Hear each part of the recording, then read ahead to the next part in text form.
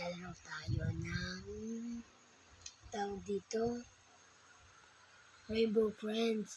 So yan, nasa Roblox tayo. So yan, maglalaro na lang tayo. So yan. Ayan si Green to si Blue. So ang pangit na salita niya. So yung. So maglalaro na tayo. Hindi pa naman masyado sanay dito sa laptop. Tingnan na natin kung ano magiging reaction ko.